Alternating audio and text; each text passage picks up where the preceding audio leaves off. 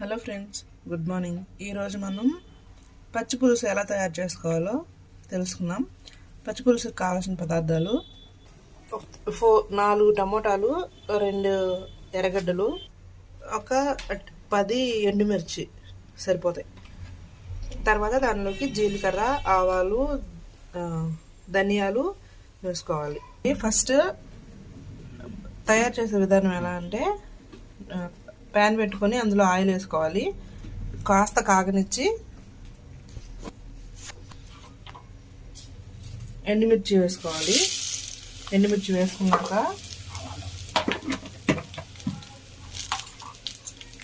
కాస్త ధనియాలు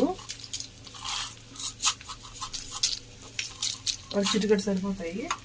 అలాగే ఆవాలు, తర్వాత మెంతులు కొన్ని ఒక 4 గింజలు అలాగా, తర్వాత జీలకర్ర,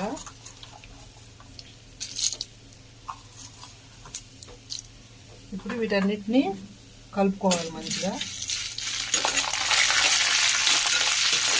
చూడండి, వేగిపోయాలి, బాగా వేగిపోయాయి అప్పుడే. ఎందుకంటే ఎండుమిర్చి బాగా ఎండిపోయి ఉన్నాయి, అందుకని అలా మంచిగా వేగిపోయాయి. వెంటనే కాస్త కరివేపాకు వేసి కొద్దిసేపు అయ్యాక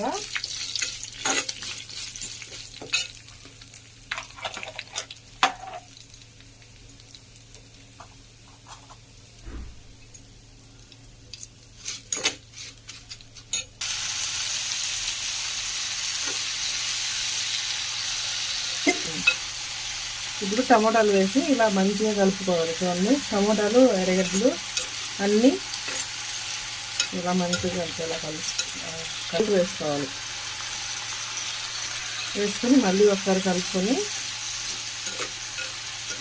ఒక 5 మినిట్స్ అలా ఉంచి తర్వాత కొద్దిగా నీళ్ళు పోసుకోవాలి ఇందులో.